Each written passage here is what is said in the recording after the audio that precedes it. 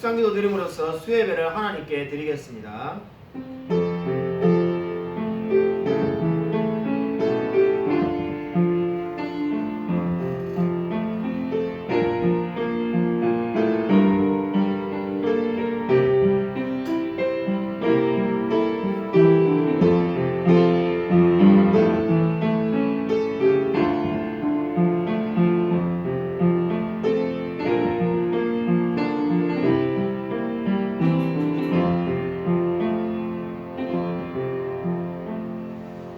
하나님 아버지 감사를 드립니다. 주님께서 우리에게 늘 하나님 앞에 예배드릴 수 있게 해주심을 감사를 드립니다. 우리가 정말 예배드리는 이 시간을 소중히 여길 수 있도록 은혜 부어 주셔서 우리가 너무나 삶이 분주하고 특별히 코로나로 인해서 마음이 번잡하지만은 늘 예배드리는 이 시간을 기억하여서 주님 앞에 예배드릴 수 있도록 역사하여 주셔서 이 시간 우리 하나님께 수예배를 드립니다. 이 수예배 가운데 하나님께서 함께하여 주셔서 주님께서 이 시간을 주관하여 줄 줄 믿사오며 살아계신 예수 그리스도 이름으로 간절히 기도드립니다. 아멘.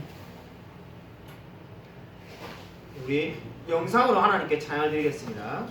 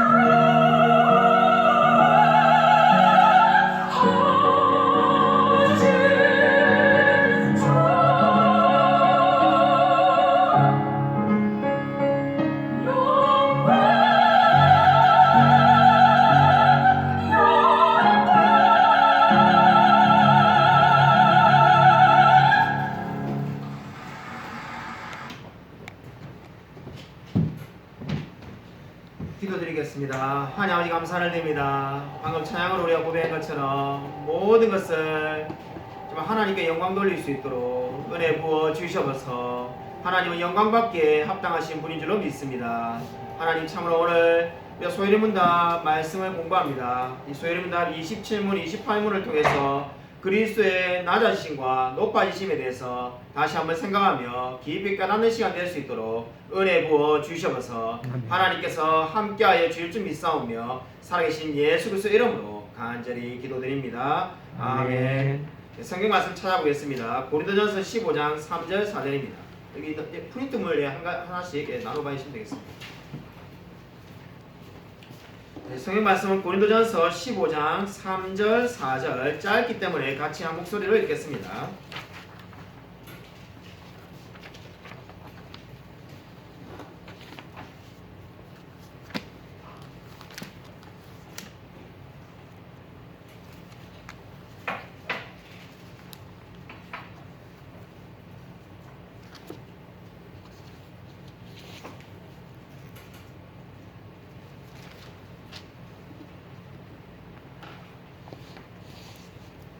신약성경 281면에 있습니다. 신약성경 281면 고린도전서 15장 3절 4절 말씀을 같이 한 목소리로 읽겠습니다. 네, 시작. 내가 받은 것을 먼저 너희에게 전하였느니 이는 성경대로 그리스도께서 우리 죄를 위하여 죽으시고 장사 지낸 바 되셨다가 성경대로 사흘 만에 다시 살아나사.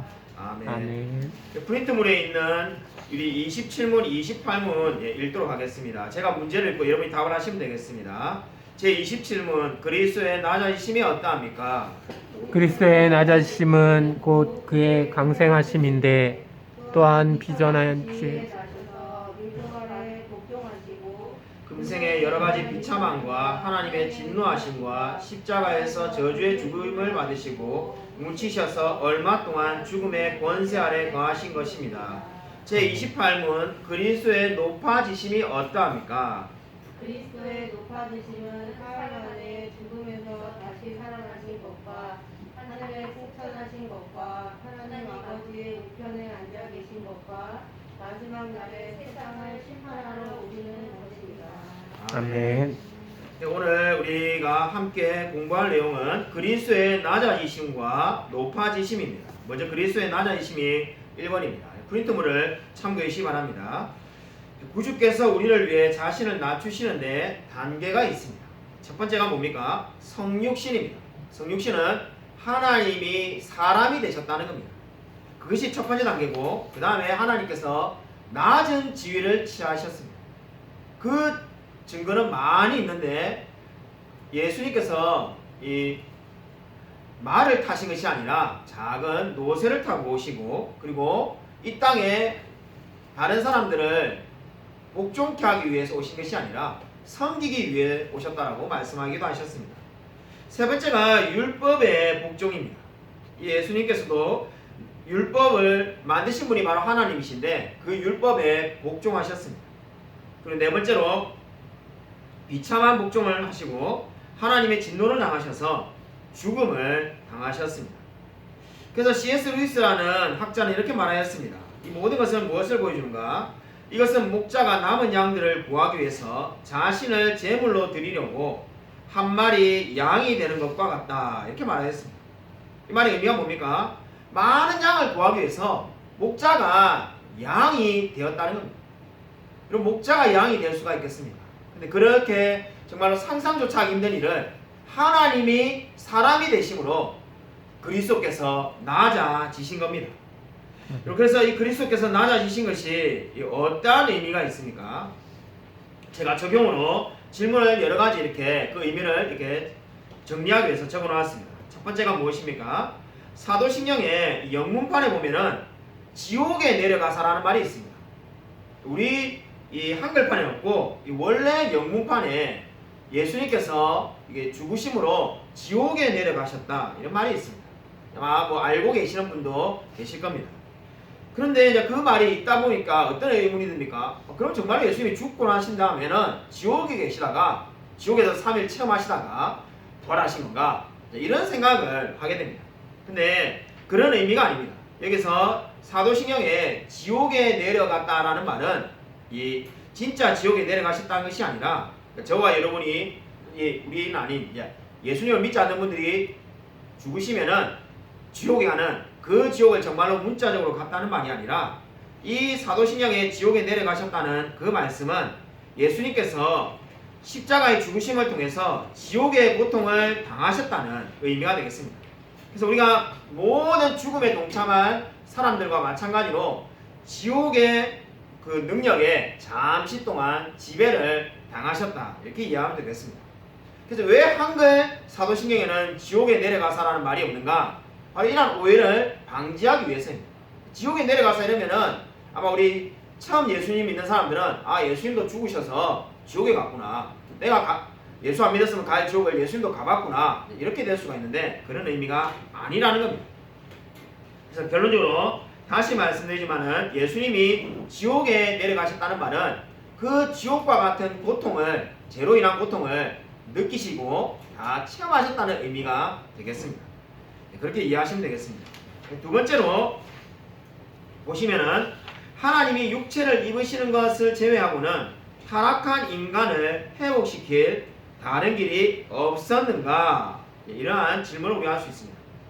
많은 분들이 오해할 수 있는 것이 십자가 외에도 하나님이 전지전능한 분이니까 여러 가지 방법으로 우리를 구원할 수 있지 않겠는가? 예를 들면 이 컵을 보고 믿으라고 하면은 다 다 구원을 받는다든지 이런 것도 할 수 있지 않느냐, 이렇게 착각을 하시는 분이 있습니다. 그렇지가 않습니다.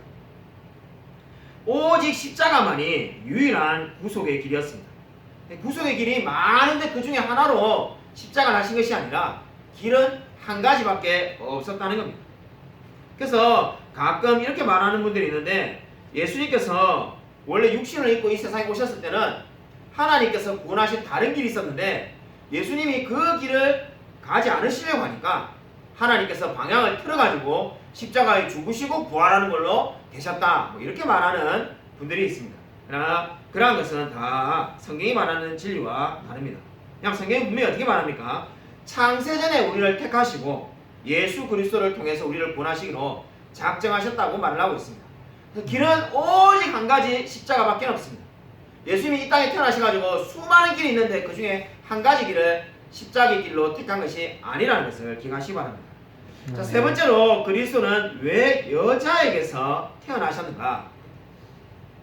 자, 그 이유가 무엇입니까? 그 이유는 창세기 3장 15절에 여자의 후손이 내 머리를 상하게 할 것이오라는 그 말씀을 이루기 위해서입니다. 이미 창세기 3장 15절에 여자의 후손이 내 머리, 바로 사탄을 상하게 할 거라고 말했기 때문에 그 말씀을 이루기 위해서 예수님께서 사람이 되시고 여자의 몸에 태어나신 겁니다. 자, 네 번째 적용은 그리스도는 어떻게 죄 없으신 존재로서 동정녀의 육과 피로 이루어질 수가 있었는가? 아무리 순전한 동정녀라 할지라도 원죄로 오염되어 있지 않는가? 이렇게 우리가 궁금해서 질문을 던질 수가 있습니다. 여기에 대해서 성경은 한결같이 이렇게 말합니다. 누가복음 1장 35절에 성령이 내게 임하시고 지극히 높으신 이의 능력이 너를 덮으시리니 이러므로 나실 바 거룩한 자는 하나님의 아들이라 일컬으리라. 이 말씀이 무엇을 의미합니까? 지금 마리아에게 주신 말씀인데, 지극히 높으신 이의 능력이 너를 덮으시리니, 성령이 내게 임하시고 지극히 높으신 이의 능력이 너를 덮는다라고 누가복음 1장 35절에 분명히 말씀하고 있습니다. 그러니까 우리가 생각할 때 아니 그 마리아도 결국 육신인데 원죄로 오염되어 있을 건데 어떻게 원죄를 가지고 있는 마리아의 몸에서 나온 예수님은 원죄가 없느냐, 이렇게 질문할 수 있습니다. 거기에 대한 성경의 대답은 성령이 덧입혀서 바로 거룩하게 만드셨다는 겁니다. 성경이 정결하게 했기 때문에 깨끗하게 태어난 줄로 믿으시기 바랍니다. 아멘. 그렇기 때문에 예수님은 원죄가 없으셨습니다. 아멘. 오늘 두 번째는 그리스도의 높아지심입니다. 그리스도의 높아지심에도 단계가 있습니다. 첫 번째가 부활입니다. 그리고 부활이고, 두 번째가 승천이고, 세 번째가 보좌에 앉으심이며, 네 번째가 재림입니다. 가만히 생각을 해보면은 우리가 부활절을 지키니까 대부분의 설교가 부활절에 집중되어 있는 것 같습니다. 돌이켜보면 저도 마찬가지인 것 같습니다. 제가 이 강의를 준비하면서 그런 생각이 했는데, 부활, 승천, 보좌에 앉으심, 재림인데 정말 여기에 대한 좀 우리가 말씀을 더 깊이 자세하게 전하지 않았구나라는 생각을 하게 되었습니다. 그냥 우리가 부활절이 되면 예수님이 부활하셨습니다. 근데 예수님이 높아지심은 부활이 끝이 아니라 승천하셨고 보좌에 앉으시고 계시며 지금도 그리고 앞으로 장차 다시 이 땅에 재림하실 것이라는 겁니다. 이것이 바로 그리스도의 높아지심입니다. 그러니까 지금 소위론답 27문과 28문은 하나님이신 그리스도께서 낮아지신 단계를 설명하고 그리고 높아지신 단계를 설명합니다. 그것이 바로 성경에 나오는 이야기인데 그 성경에 나오는 말씀을 지금 이렇게 27문과 28문에 이 진리를 잘 정리하고 있습니다. 그러면 우리가 적용 5번째로 하나님은 그리스도의 어떤 면에서 높이셨는가? 여러분 이 그리스도가 높아지셨다는 것은 신성에 관해서 높아졌다는 게 아닙니다. 저와 여러분이 다 알고 있는 것처럼 그리스도는 신성과 인성을 같이 가지고 계십니다. 근데 하나님은 이미 하나님이시기 때문에 더 신적인 면에서 신성에서 높아질 게 없습니다. 만약 여기서 높아질 게 있으면은 이따가 말하는 사람은 그 사람은 여호와의 증인하고 똑같은 주장을 하게 되는 겁니다. 여호와의 증인은 그렇게 믿고 있습니다. 그러나 우리는 그렇지가 않습니다. 더 높아질 것이 없습니다. 그러면은 이 높아졌다는 것이 무엇을 의미하는가? 바로 그분의 인성이 높아졌다는 겁니다. 아까 우리가 그리스도의 낮아지심에서 그 인성이 낮아졌듯이 이제 그 인성이 높아졌다라고 그렇게 지금 성경은 말을 하고 있습니다. 그 다음으로 이제 우리가 적용 6번째로 그리스도가 하나님 우편에 앉아 계신다는 사실이 의미하는 바는 무엇입니까? 이 그리스도가 하나님의 우편에 앉아 계신다는 것이 무엇을 의미할까요? 그것은 바로 실제로 우편 좌편을 의미하는 것이 아니라는 겁니다. 지금 이게 오른쪽이고 제 옆에 여기가 왼쪽인데 그리스도가 하나님 우편에 앉아 있다니까 정말로 하나님의 우편에 그렇게 앉아 계신 것이 아닙니다. 왜냐하면 하나님은 영이시기 때문입니다. 하나님은 영이시기 때문에 그러한 것이 없습니다. 왜냐하면 성경이 어떻게 말합니까? 하나님은 모든 곳에 계시다라고 말하지 않겠습니다. 성경에 분명히 하나님은 모든 곳에 계시고 모든 곳에 편지해 계십니다. 모든 곳에 계신 분에게 어디가 우가 되고 어디가 자가 되겠습니까? 그럼 하나님의 우편에 계신다는 말은 성경에 무엇을 의미하는가? 바로 이 위엄과 존엄에 있어서 성부 하나님 다음 가는 위치를 차지하고 계신다는 것을 보여주는 겁니다. 그래서 성경에도 보면은 솔로몬이 열왕기상 2장 19절에 그 모친을 위하여 자리를 베풀게 하고 그 우편에 앉게 하였다는 말이 있습니다. 열왕기상 2장 19절입니다. 근데 그 말씀이 무엇을 보여주는가? 바로 솔로몬이 이제 자기 어머니를 자기 다음 가는 높은 자리에 앉혀서 존중하는 겁니다. 마찬가지로 예수님께서 하나님의 우편에 앉아 계시다는 것은 그분의 위엄과 존엄에 대해서 그리고 그 권능과 능력이 그렇다는 거지 정말로 오른쪽에 앉아 계신다는 의미가 아니라는 것을 기억하시면 되겠습니다. 그래서 오늘 이 진리들은 지금 다 무엇을 말하고 있습니까? 그리스도가 낮아지시고 높아지셨다는 겁니다. 이것이 바로 성경이 말하는 진리입니다. 우리가 이렇게 이 말씀을 가지고 우리가 적용할 수 있는 부분들을 제가 헨리 스미드의 말을 2개를 인용하면서 적용을 해놨습니다. 부부가 다 화를 잘 내는 사람인데도 불구하고 불화가 없는 부부를 알고 있다라고 헨리 스미드가 말한 적이 있습니다. 남편이 서로 화를 잘 내는 성질 때문에 다투게 되는 경우에 문제를 어떻게 처리하냐고 묻자 그분은 답변하기를 그녀가 화를 낼 때는 아브라함이 사라에게 했던 것처럼 내가 그녀에게 복종하고 내가 화를 낼 때는 그녀가 내게 복종했다. 이렇게 함으로써 우리 부부는 서로 다투지 않고 분노를 죽이게 되었다. 참 읽으면 읽을수록 지혜로운 이야기지 않습니까? 우리가 많은 분들이 어떻게 말합니까? 우리 부부는 성격이 맞지 않아요. 최근에도 우리 박정 산모병원에 있는 이 간호사님 한 분이 이혼을 이제 한다 해가지고 참 우리가 마음이 아팠는데 이혼하는 분들 이야기 들으면 어떻게 말합니까? 서로 성격이 안 맞다. 우리 둘 다 다혈질이라서 힘들다. 근데 사실 알고 보면 그게 정상적인 이야기인 겁니다. 우리가 옛날에 유명했던 책 중에 화성에서 온 남자, 금성에서 온 여자가 있듯이 서로 다른 데서 왔기 때문에 서로 다를 수밖에 없는 겁니다. 근데 오늘 헨리 스미드가 지혜롭게 어떻게 말합니까? 먼저 한 사람이 화를 낼 때 한 사람이 거기에 복종을 해주라는 겁니다. 그러면은 싸움도 맞받아치야지 싸움이 되기 때문에 한 사람이 참으면은 싸움이 안 되고 넘어간다는 겁니다. 그 다음에 만약에 또 이제 한 번은 남편이 참았다면은 그 다음에 남편이 화를 낼 때 아내가 참아주면은 넘어간다는 겁니다. 너무나 지혜롭지 않습니까? 그것이 바로 오늘 이 우리 그리스도의 낮아지심과 어떻게 연결되겠습니까? 그리스도께서도 자신의 모든 것을 다 버리고 낮아지셨습니다. 우리 죄인을 구원하시기 위해서 아무 죄가 없는 그리스도께서 모든 것을 버리시고 낮아지셨습니다. 그러니까 하나님께서 높이 올리셨죠. 우리의 삶도 마찬가지입니다. 우리가 낮추면은 하나님께서 우리를 반드시 높여 세울 줄로 믿습니다. 아멘. 여러분 이 진리를 기억하십시오. 저와 여러분이 스스로 높아지려고 하면은 결국은 낮아지게 될 것입니다. 그러나 우리가 낮고 낮은 삶을 산다면은 하나님께서 우리를 반드시 높여줄 줄로 믿습니다. 아멘. 여러분 마지막으로 부활에 대해서 일화를 하나 이야기를 드리고 말씀을 맺고자 합니다. 부활에 대해서 인거솔이라는 이 1899년에 무디 목사님과 같은 해에 죽었던 유명한 사람이 있습니다. 당시에 이 인거솔 육군 대령이 하버드에서 인간은 영원히 산다, 죽지 않는다 이러한 강의를 했다고 합니다. 이 말은 천국 가서 영원히 죽지 않는다는 게 아니라 이 지상에서 영원히 안 죽는다는 거예요. 그래서 이분이 기독교에 대해서 굉장히 적대적이었는데 그 사람이 늘 자기는 죽지 않고 영원히 살 거라고 강의를 했다고 합니다. 수많은 추종자가 있었는데 1899년에 갑자기 그 사람이 죽게 되었습니다. 인거솔이 갑자기 죽으니까 그 인거솔의 주장을 늘 믿었던 그 아내가 분명히 사람이 죽었는데 떠나질 않으려고 하는 거예요. 그 곁에서. 사람이 시신이 썩어가는데도 냄새가 나고 악취가 나는데도 분명히 우리 남편 영원히 산댔으니까 깨어날 거라고 하면서 계속 시신을 붙들고 있었다고 합니다. 그래서 오랜 시간이 지나니까 이제 그 가족들의 건강이 염려되어서 결국 나라에서 그 시신을 옮겼습니다.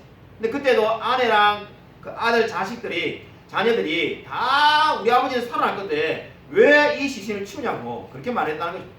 그래서 살아있을 때는 수많은 사람들에게 강의를 했던 사람이지만은 그의 장례식에 찾아온 사람은 10명이 채 되지 않았다고 합니다. 여러분 이 이야기가 무엇을 보여줍니까? 여러분 이 이야기는 바로 우리의 삶 가운데 부활을 믿지 않는다면 얼마나 삶이 비참한지를 보여주는 겁니다. 오늘 우리 교회 성도님이었던 양남희 권사님이 하나님의 부름을 받고 소천하셨습니다. 참으로 믿는 자의 죽음이 얼마나 복됩니까? 성경 분명히 주 안에서 죽는 자는 복이 있다라고 성경 분명히 말씀하고 있습니다. 그리고 오늘 이 그리스도의 낮아지심과 높아지심이 우리에게 어떠한 의미가 있습니까? 그리스도의 죽음은 결코 영원한 죽음이 아닙니다. 우리는 결코 죽음도 두려워할 필요가 없습니다. 여러분 진정으로 이 진리를 믿으시기 바랍니다.